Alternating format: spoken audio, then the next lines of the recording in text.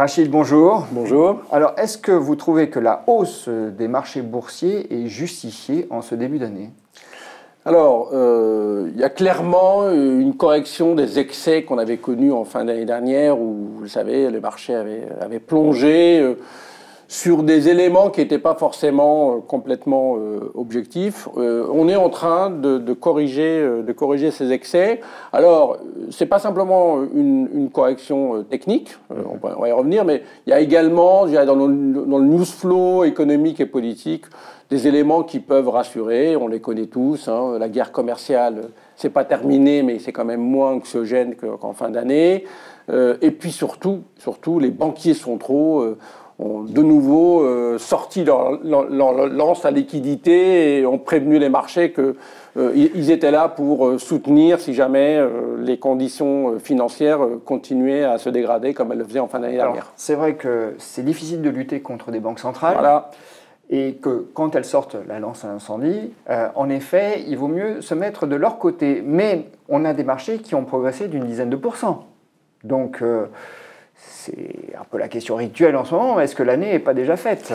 Alors, vous avez raison, c'est une belle revalorisation parce qu'en réalité, les marchés ont repris, alors selon les zones, entre 1 et 2 points de valorisation, de PE. Ce qui veut dire que pendant que les marchés remontent, les bénéfices sont plutôt révisés à la baisse. Donc ça, c'est un élément effectivement de vigilance. Et puis l'autre élément de vigilance, c'est qu'effectivement, oui, on peut être rassuré sur la croissance mondiale. C'est-à-dire que nous, on n'a jamais cru au scénario de récession. On joue toujours le ralentissement, mais on voit bien que ce ralentissement, notamment sur la partie cyclique, continue et il est encore assez vif, notamment en Asie. Donc, on a accompagné, j'allais dire, le grand défi, c'était de ne pas capituler au plus bas des marchés, parce que c'était assez facile de capituler. On n'a pas capitulé, on a même profité de certaines opportunités. En revanche, depuis quelques semaines, on a tendance plutôt, nous, à vendre dans cette remontée des marchés. Alors vous vendez quoi? Plutôt des actions européennes? Alors effectivement, s'il y a une zone où on considère qu'il faut rester défensif, c'est bien la zone euro ou l'Europe globalement. Non pas qu'on souscrit à des scénarios catastrophes économiques ou concernant les résultats des entreprises. On a eu la campagne des résultats pour le 4e trimestre. Bon, c'était fade, mais quand même résilient, avec quand même quelques alertes. Mais c'est simplement, je dirais, dans cette zone, on cumule trop de facteurs défavorables, à la fois quand même économiques. Je disais, on a quand même un poids lourd économique qui est l'Allemagne, très lié à ce cycle du commerce mondial qui va pas bien, l'Italie. Et puis, la BCE est venue au secours, mais pas comme la Réserve fédérale. Au fond, la BCE n'a plus de munitions. Et donc, voilà, on a du mal à trouver quand même des éléments de soutien à court terme en Europe. Mais en l'occurrence, est-ce que vous ne faites pas un peu comme les investisseurs qui vendaient le marché sans trop se poser de questions en fin d'année? Est-ce que vous n'exagérez peut-être pas la situation en Europe? Parce que, certes, on a eu une détérioration assez manifeste, mais finalement, en Allemagne, on peut se dire qu'on n'est pas loin du point bas. L'ajustement a été grandement fait. Et puis, même dans des pays comme l'Italie, la situation n'est pas aussi catastrophique qu'on l'imagine. Non, vous avez raison. Hein, en tout cas, on a un certain nombre d'indicateurs qui sont positifs. En tout cas, qui sont peut-être moins négatifs que ce qu'on aurait pu la situation n'est pas mirifique, voilà, entendons-nous. Mais... Bon, alors après, si vous voulez, on souscrit... Mais le financement, en tout cas de l'économie, se fait dans de bonnes conditions. Non, il se fait dans de bonnes conditions, donc là-dessus, il n'y a pas vraiment de sujet. Non, le sujet, c'est que,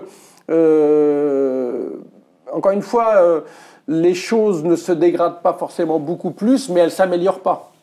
Et les défis sont toujours les mêmes, c'est-à-dire qu'il faut qu'on soit rassuré sur la croissance mondiale pour qu'on soit rassuré sur l'Allemagne. Sur l'Italie, il y a quand même un petit sujet politique.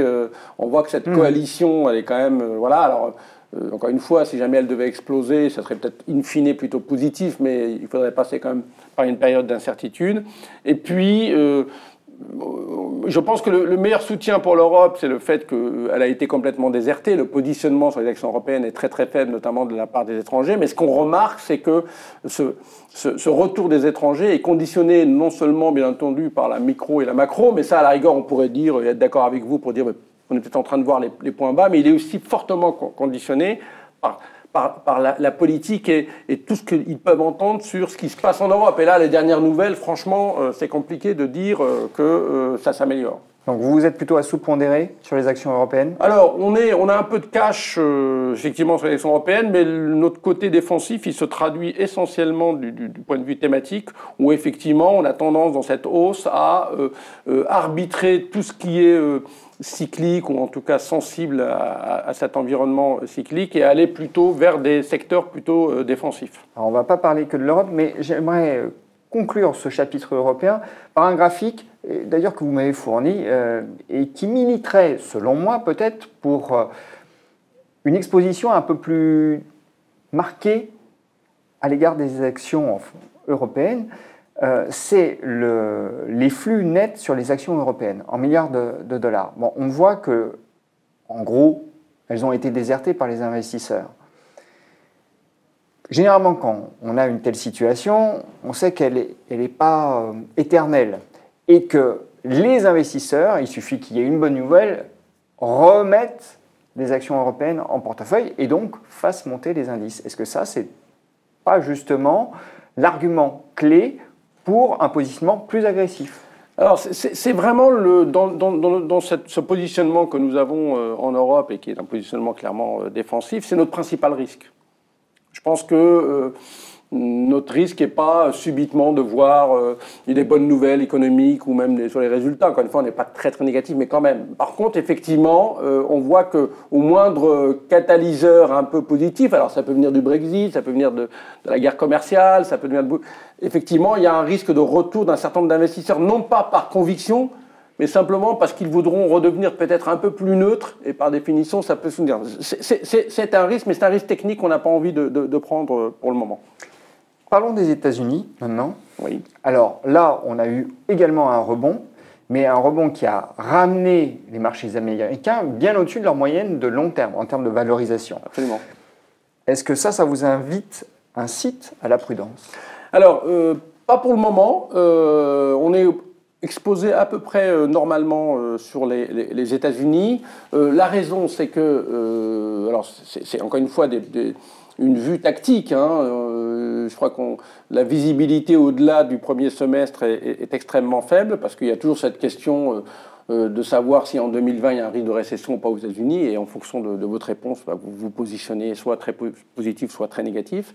Alors nous, on est positionné normalement à court terme parce qu'on voit bien quand même qu'il y a une protection de la Banque centrale, quoi. Il a suffi qu'au mois de décembre, les conditions financières se détériorent fortement avec notamment tous ces écarts de rendement sur les obligations à haut rendement qui sont partis très fortement vers le haut, pour que la Réserve fédérale change complètement de posture et passe d'une posture où elle annonçait des hausses de taux tous les trimestres à une attitude où, ça y est, je ne monte plus les taux d'intérêt. Elle s'est transformée en colombe. Voilà. Et puis, je le disais tout à l'heure, en tout cas, sur 2019, nous, on estime que le risque de récession nous paraît extrêmement, extrêmement faible. En revanche, ce qu'on fait, c'est qu'on est positionné normalement sur les États-Unis, mais en couvrant une bonne partie du risque dollar.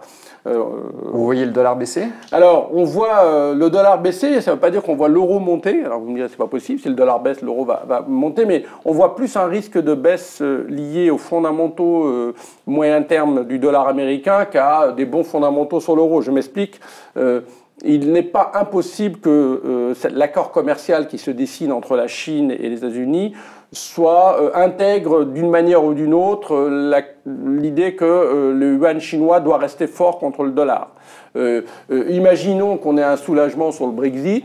Il n'est pas impossible que la livre sterling, qui est quand même fortement baissée, remonter. Et donc mécaniquement, si vous additionnez plus les devises émergentes qui sont globalement sous-évaluées contre le dollar, si toutes ces devises finissent par monter, mécaniquement, l'euro va en profiter. Donc, on est plutôt prudent sur le dollar, mais ça ne veut pas dire qu'on est positif, encore une fois, sur l'euro. Alors, vous évoquiez les émergents. On y vient justement avec une situation un peu nébuleuse. On a du mal à interpréter ce qui se passe en Chine. Est-ce que vous y voyez, vous, un risque réel pour les marchés, c'est-à-dire un basculement de la Chine en récession, et on sait que ça aurait un impact très très négatif?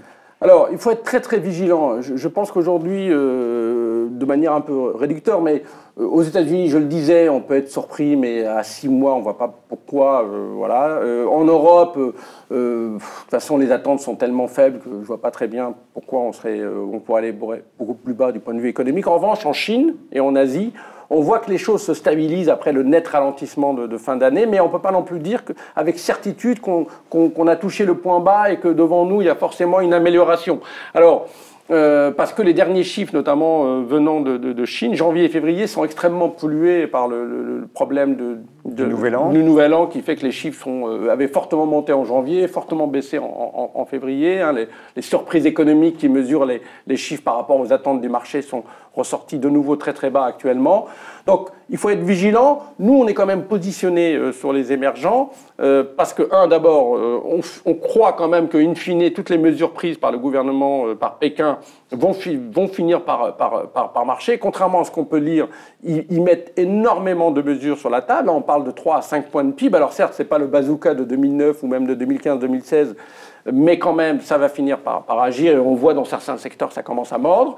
Et puis, ce qui est très important pour les émergents, et c'était une des raisons de leur forte sous-performance l'année dernière, c'est qu'on pense que les taux américains, alors on ne les voit pas baisser contrairement au marché en fin d'année, mais la hausse est quasi terminée. Le dollar, je disais, même s'il ne doit pas baisser fortement, il a peu de chances pour nous de monter. Et puis on voit que les indicateurs cycliques dans les autres pays émergents, les fameux PMI, sont plutôt en train de rebondir au Brésil, en Russie et dans d'autres. L'Inde, il y a un cycle politique plutôt favorable.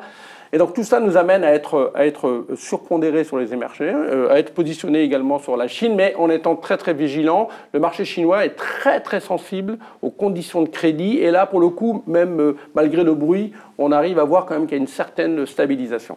Bon, on a été très très tactique là dans notre exposé, ou plutôt dans votre exposé. Qu'est-ce qu'on peut conseiller aujourd'hui à un particulier qui regarde ça en se posant sans doute beaucoup de questions?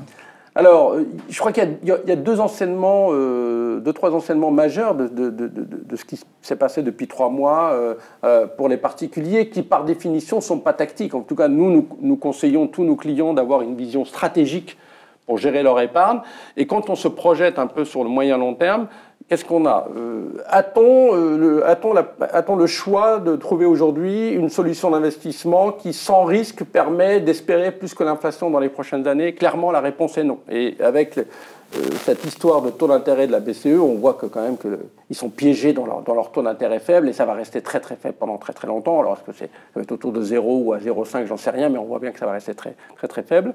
L'inflation, elle est modérée, mais elle n'est pas morte complètement. Donc il faut absolument aller vers de la diversification et aller sur les marchés actions. Mais l'autre enseignement, c'est que les marchés actions vont rester très volatiles, notamment lié au fait que quotidiennement, le montant des transactions venant de ce monde dit algorithmique ou automatique, robot, est très important, et ça donne des mouvements extrêmement importants. Donc il faut être préparé à des baisses d'une vingtaine de pourcents régulièrement. Ça sera quelque chose d'assez régulier. Mais l'autre côté positif, encore une fois, l'autre enseignement, c'est les banques centrales. On voit bien que les banques centrales, et en particulier la Réserve fédérale, mais pas simplement, sont là systématiquement dès que le marché commence à prendre une tournure très très négative, et interviennent verbalement, et s'il le faut, interviendront de manière pratique. Pourquoi? Et parce que toutes ces banques centrales savent qu'elles n'ont plus tellement de munitions pour endiguer une vraie récession si ça se produit. Donc elles doivent agir très très tôt et ne pas prendre très en amont. Et ça, pour le coup, ça doit protéger à moyen terme les marchés financiers contre un risque de perte qu'on a pu connaître en 2000 ou en 2008, avec des risques systémiques qui aujourd'hui nous semblent extrêmement limités. Les banques se traînent en bourse, et la raison, c'est parce qu'elles sont assez sûres en fait. Et quand elles sont assez sûres, elles ont moins de chances de produire des taux de rentabilité intéressants, mais ça limite les risques qu'elles provoquent, des risques systémiques. Donc le message, c'est tout de même, exposez-vous aux actions. Mais acceptez le risque, mais attendez-vous à beaucoup de volatilité, ça c'est clair. Rachid, merci. Merci à vous.